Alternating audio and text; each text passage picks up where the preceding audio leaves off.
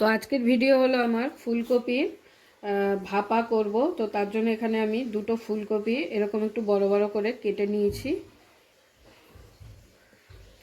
আর সাথে নিয়েছি একটা গোটা আলু একটু বড় বড় করে কেটে নিয়েছি। এখানে আছে দুটো টমেটো কুচানো, আর আছে পেঁয়াজ কুচানো, ধনে পাতা, রসুন বাটা, আদা বাটা, আর লাগবে সাথে কিছু গুঁড়ো মশলা। তো রান্নাটা আমি শুরু করছি, আপনারা দেখতে থাকুন, কেউ স্কিপ করে যাবেন না, পুরো রান্নাটা দেখবেন। এই রান্নাটা খেতে কিন্তু খুবই অসাধারণ হয়। একদমই ফুলকপিটাকে কিন্তু আমি ভাপিয়ে নেব না, এটা এমনি ভাপে ভাপে সিদ্ধ হবে। তো ভাপিয়ে নিলে এটার স্বাদ অন্যরকম হয়ে যাবে, তো সেই কারণে এটাকে ভাপালে চলবে না, এটা এইভাবেই রান্না করতে হবে। তো আসুন আমি রান্নাটা শুরু করছি, আর আপনারা দেখুন। তো রান্নাটা শুরু করছি আমি। তো তার জন্য আমি এখানে নিয়ে নিয়েছি একটি কড়াই। কড়াইতে দিয়ে দেবো এখন সর্ষের তেল।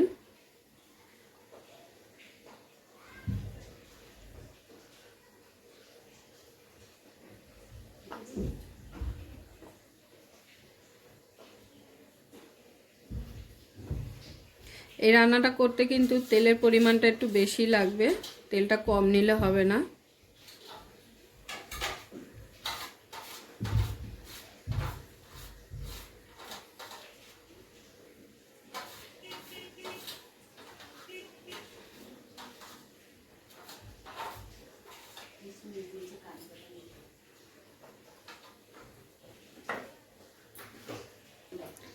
তো তেলটা আমার গরম হয়ে গেছে, এখন আমি প্রথমে আলুটাকে ভেজে একটু তুলে নেব। তো আলুটাকে এরকম হালকা লাল করে ভেজে নিয়েছি, এবার আলুটাকে আমি তুলে নেব। এরপরে দিয়ে দিচ্ছি কিছু গোটা গরম মশলা, একটা দারচিনি, দুটো লবঙ্গ, আর দুটো এলাচ। তো গরম মশলাটাকে একটু তেলের সাথে নেড়ে নেব।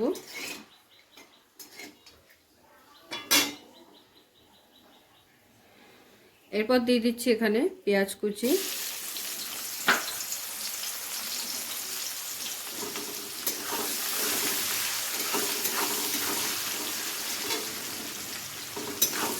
পেঁয়াজটাকেও হালকা ব্রাউন কালার করে একটু ভেজে নেব, আর পেঁয়াজের কাঁচা গন্ধটাও যাতে চলে যায়, তো ততক্ষণ পর্যন্ত একটু পেঁয়াজটাকে ভেজে নেব ভালো করে। তো এবারে আমি পেঁয়াজটাকে ভালো করে ভেজে নিয়েছি হালকা বাদামি কালার করে। এবারে আমি পরপর মশলাগুলো দেব। প্রথমে দিয়ে দিচ্ছি টমেটো কুচিটা। টমেটোটাকেও পেঁয়াজের সাথে একটু ভালো করে ভেজে নিতে হবে, যাতে টমেটোটা নরম হয়ে যায়, সেইভাবে একটু ভালো করে ভেজে নেব। টমেটোটা যাতে তাড়াতাড়ি নরম হয়ে যায় সেই জন্য দিয়ে দিচ্ছি সামান্য পরিমাণ নুন। টমেটোটা ভালো করে ভেজে নিলাম, আর একটু খুন্তি দিয়ে এরকম চেপে চেপে টমেটোটাকে ভালো করে গলিয়ে নিতে হবে। এরপরে দিয়ে দিচ্ছি এতে আদা বাটা, রসুন বাটা, এগুলোকেও ভালো করে পেঁয়াজ আর টমেটোর সাথে কষিয়ে নেব, যাতে আদা রসুনের কাঁচা গন্ধটা চলে যায়। আদা আর লঙ্কাটাকে ভালো করে আমার ভেজে নেওয়া হয়ে গেছে। এখন দিয়ে দিচ্ছি কাঁচা লঙ্কা বাটা,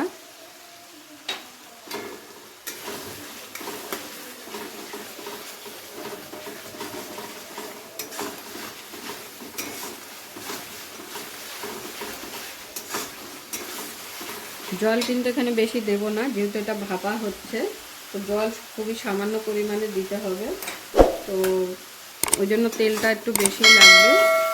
এরপরে আমি দিয়ে দেবো কিছু গুঁড়ো মশলা,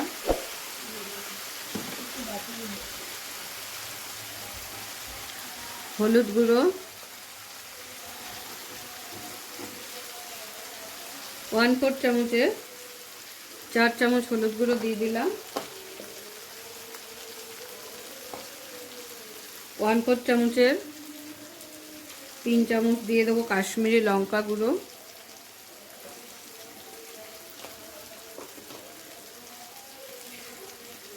জিরে গুঁড়ো,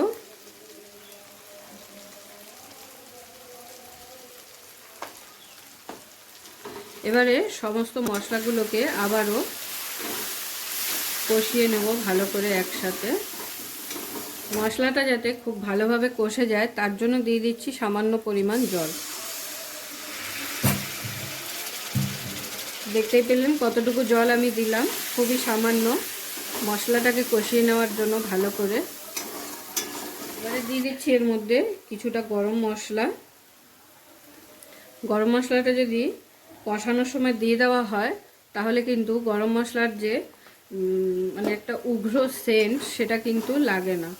যদি আপনি তরকারিটা হয়ে যাওয়ার পরে নামানোর আগে গরম মশলা দেন তখনই কিন্তু গরম মশলার যে একটা উগ্র সেন্ট আছে সেটা খুব নাকে লাগে। তো সেই কারণে কষানোর সময় যদি গরম মশলাটা দিয়ে দেন তাহলে ফ্লেভারটাও সুন্দর আসবে। তো সমস্ত মশলা কষিয়ে নেওয়া হয়ে গেছে। এবারে আমি দিয়ে দেবো ফুলকপিগুলো। ফুলকপির সাথে মশলাগুলোকে ঠিক এইভাবে ভালো করে মিশিয়ে নিতে হবে। এবারে দিয়ে দিচ্ছি সামান্য আবারও জল, 1 কাপ মতো জল দিয়ে দিলাম আমি। এবার জলটা দেওয়ার পরে ফুলকপিটাকে ভালো করে মশলাগুলোর সাথে মিশিয়ে নেব।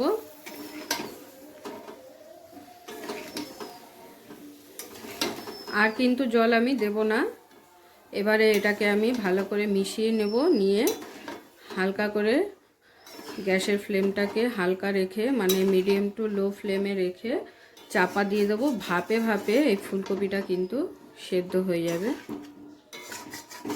তো এই ফুলকপিটা রান্না করার জন্য বাজারে যে একদম ঠাসা মানে টাইট যে ফুলকপিগুলো পাওয়া যায় সেই ফুলকপিটা দিয়ে করলে কিন্তু ভালো হয়। যেটা একটু ছড়ানো টাইপের হয় ফুলকপিগুলো, সেটা দিয়ে করলে কিন্তু গলে যেতে পারে। তো সেই কারণে এরকম একটু টাইট দেখে ফুলকপি দিয়ে যদি করেন রান্নাটা তাহলে খুব স্বাদ লাগবে খেতে, ফুলকপিগুলো ছড়িয়ে যাবে না। তো মশলা খুব ভালোভাবে ফুলকপির গায়ে মাখিয়ে নিয়েছি। এবারে আমি গ্যাসের ফ্লেমটাকে আস্তে করে এটাকে চাপা দিয়ে দিচ্ছি।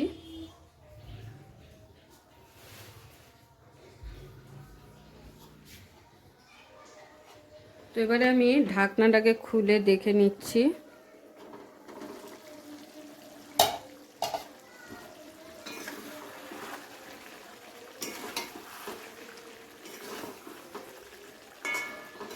একটা ফুলকপি একটু খুন্তি দিয়ে চেপে দেখে নেব যে কেমন সিদ্ধ হয়েছে। আশা করি অনেকটাই হয়ে গেছে।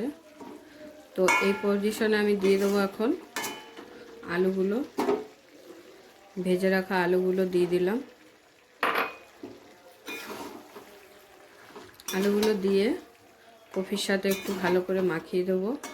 জল কিন্তু তেমন একটা দিইনি, দেখতেই পেলেন সামান্যই জল দিয়েছি। আর ভাপে ভাপেই কিন্তু জিনিসটা পুরোটা সেদ্ধ হবে। আবারও আমি চাপা দিয়ে দিলাম।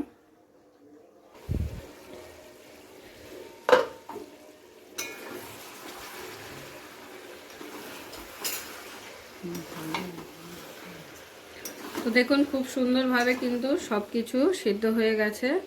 আলুগুলোকে আমি একটু দেখে নিচ্ছি খুন্তি দিয়ে। এই দেখুন আলুগুলোও কিন্তু সেদ্ধ হয়ে গেছে, আর ফুলকপি তো আগেই দেখিয়ে দিয়েছি। তো এবার আমি ওপর দিয়ে একটু ধনেপাতা ছিটিয়ে নামিয়ে নেব।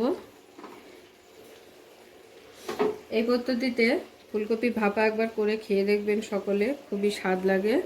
আর শীতের ফুলকপি তো একটু সবাই খেতে ভালোবাসে।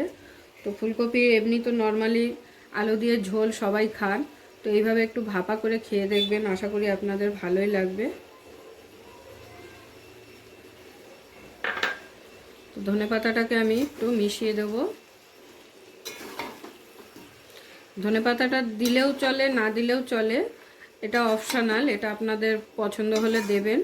যেহেতু শীতের ধনেপাতা, তো এই ধনেপাতাটা দেওয়াতে কি হবে, একটু আলাদা ফ্লেভার বেরাবে সুন্দর, তো খেতে আরও টেস্টি হবে। তো সেই কারণেই ধনেপাতাটা দিয়ে দিলাম।